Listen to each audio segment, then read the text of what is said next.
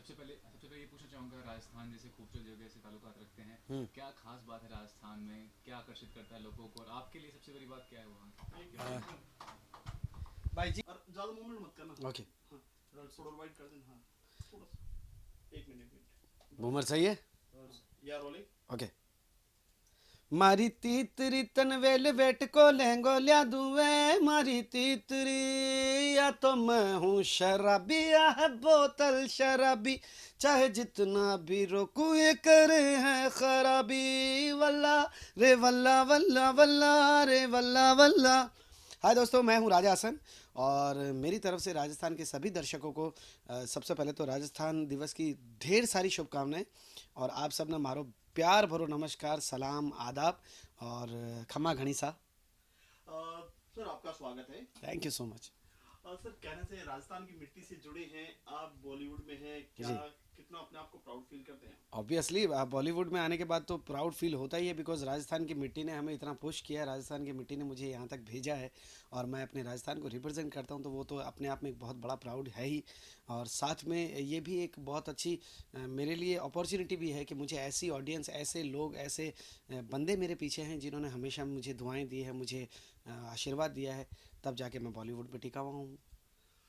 अपना Indian idol किसको मानते हैं? अगर आइडल की बात करें, जो आपके अ, पापा भी काफी गाना हिट हुआ था, जी। मतलब बचपन से ही घर में संगीत का माहौल था या फिर किसी को एक आइडल बना के आपने म्यूजिक में कदम रखा? संगीत का माहौल तो घर में बचपन से ही था, बिकॉज दादाजी गवैये हैं, बहुत बड़े क्लासिकल उस्ताद रह चुके हैं। और पापा ने काफ़ी नाम कमाया, पापा ने बहुत ज़्यादा मेहनत की और मैं बस उन्हीं की खुरचन, जो राजस्थानी में कहते हैं खुरचन खारचन खा ले रे कुतिया तू, तो मैं उनका बस उनकी खुरचन खा रहा हूँ।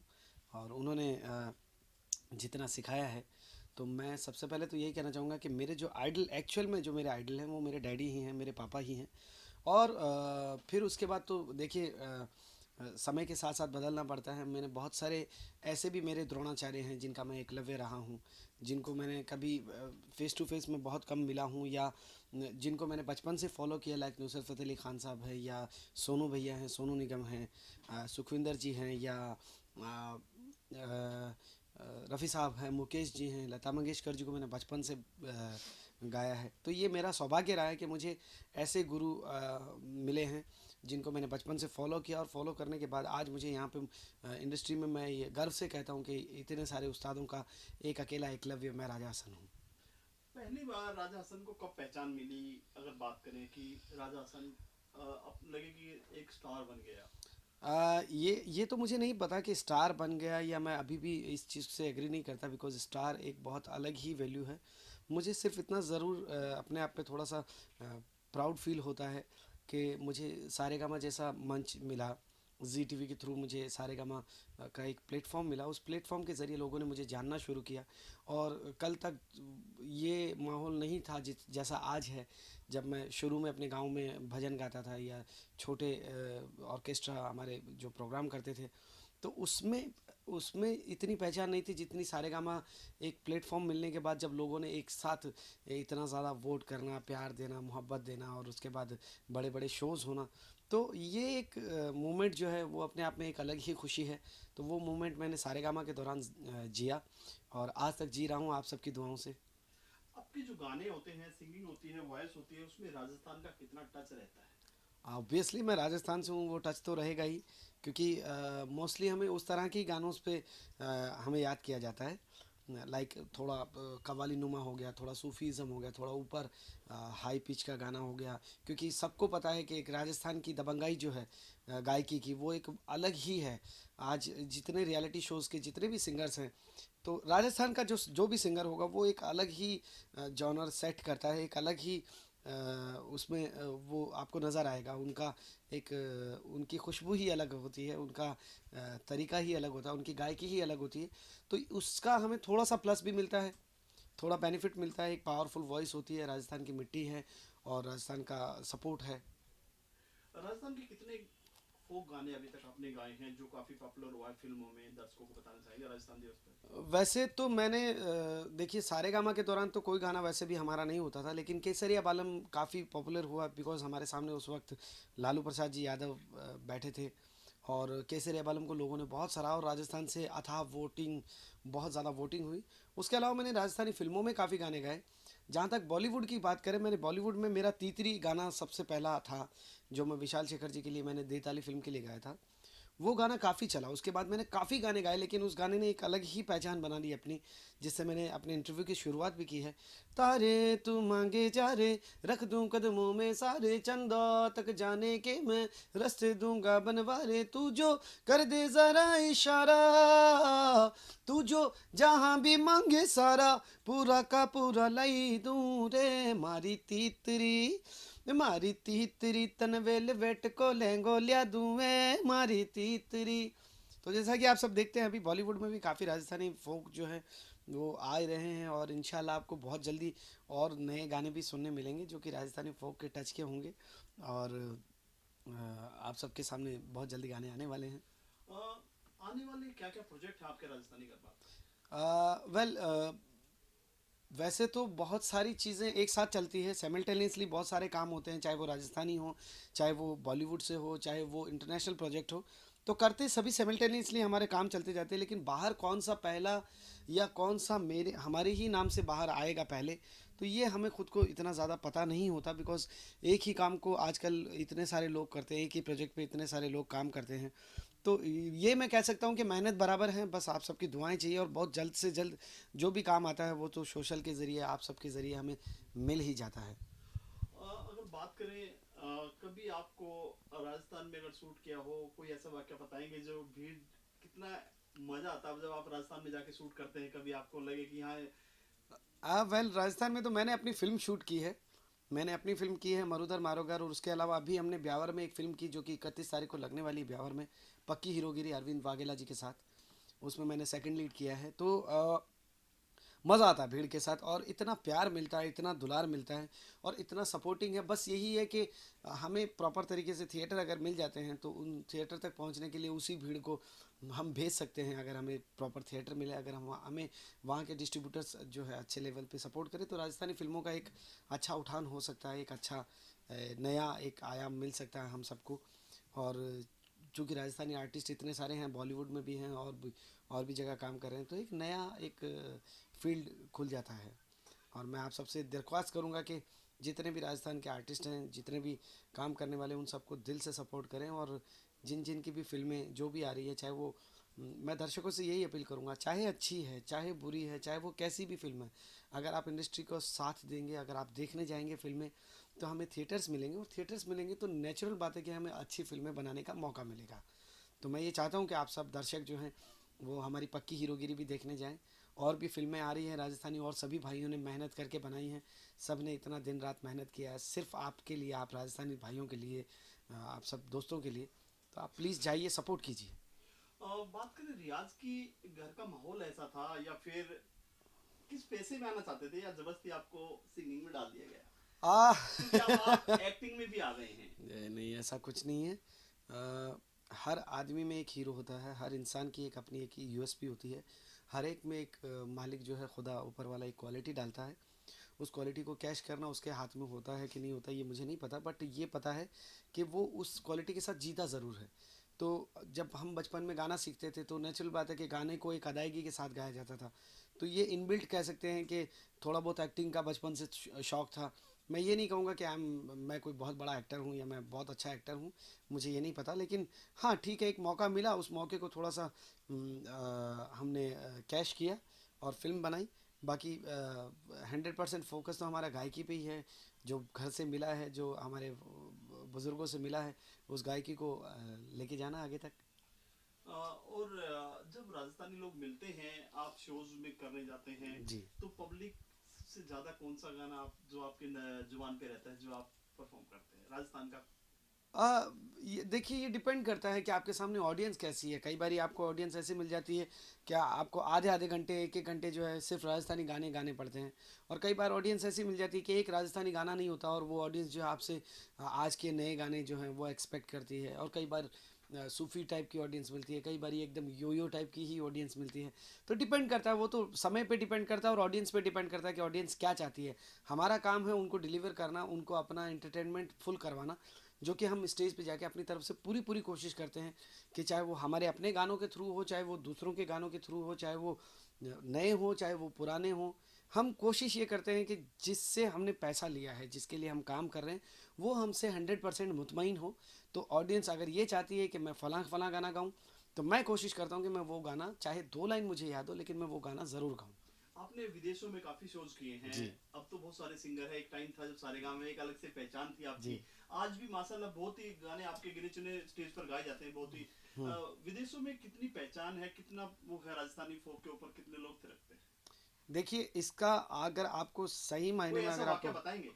मैंने जहाँ तक देखा है, आज राजस्थान के लंगा ग्रुप जो हैं, या और बाड़मेर जैसलमेर साइड के, बीकानेर साइड के हमारे बहुत से ऐसे फोक आर्टिस्ट हैं जो आज इंटरनेशनली बहुत बड़ा नाम कमा चुके हैं, और उनको फुर्सत ही नहीं है कि वो आए बॉलीवुड में जो है अपना किस्मत आजमाएं, अपनी लक आजमाएं। उनकी ज़रूरत ही नहीं है, बिकॉज वो पहले से ही इतने इस्टेब्लिश्ड और इतना पक्का गाना गा रहे हैं। चाहे वो आप फॉरेनर्स के थ्रू जब यहाँ आते हैं, वो विजिटर्स जो आते हैं, जो चाहे हमारे राजस्थान में जितने फॉरेनर्स आते हैं, जब वो उन आर्टिस्टों को सुनते हैं तो वो एकदम से दंग रह जाते हैं। फिर उनको जो है एक नया प्लेटफॉर्म मिलता है, और वो आउट ऑफ कंट्री जब जाते हैं, तो आउट ऑफ कंट्री में भी उनका एक अपना ही अलग लीग में खेल रहे हैं वो। तो वो बॉलीवुड से परे ही है, उनका बहुत नाम है।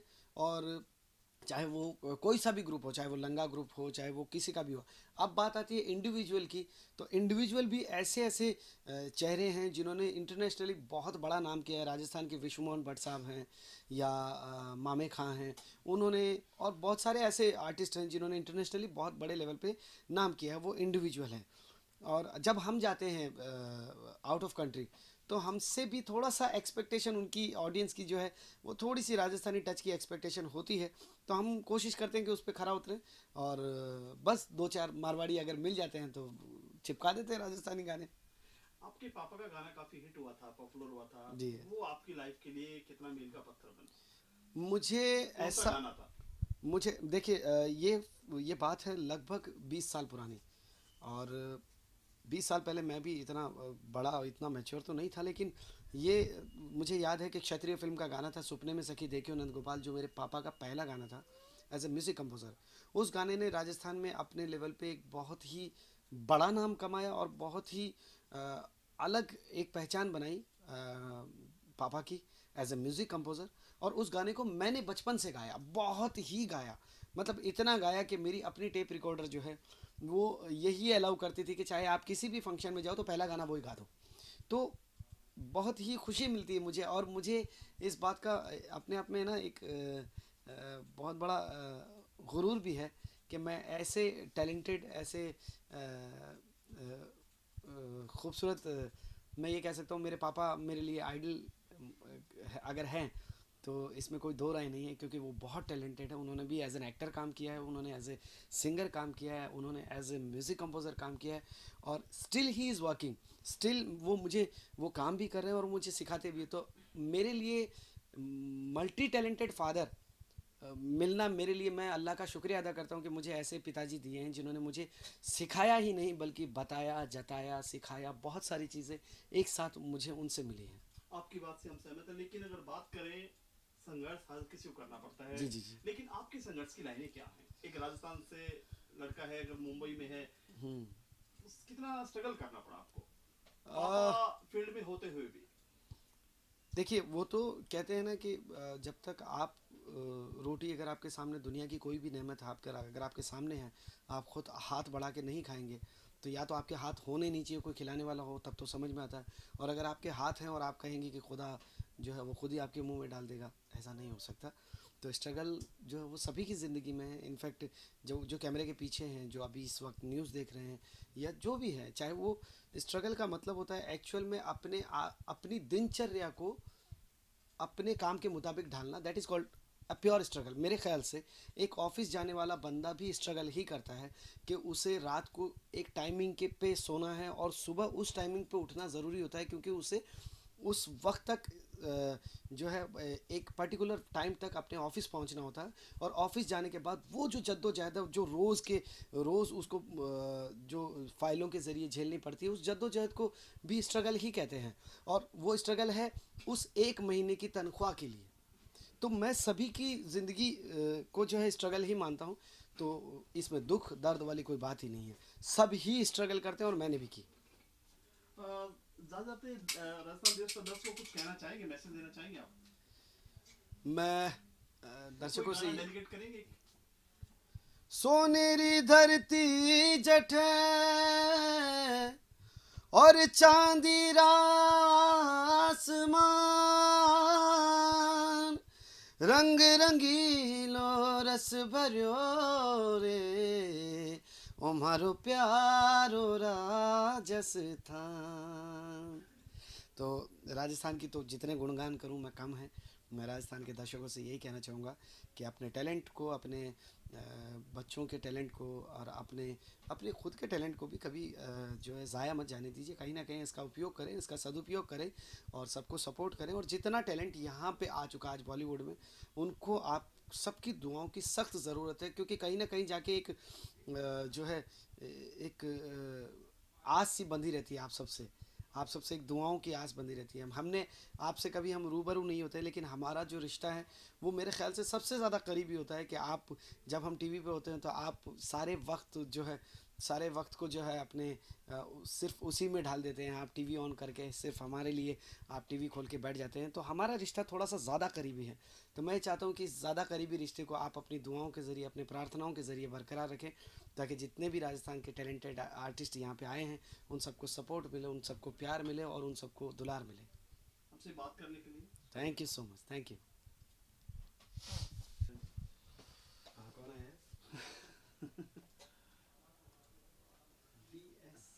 फोन पे बात कर ही लो यार भाई। कर लो। फोन आया वो तो है।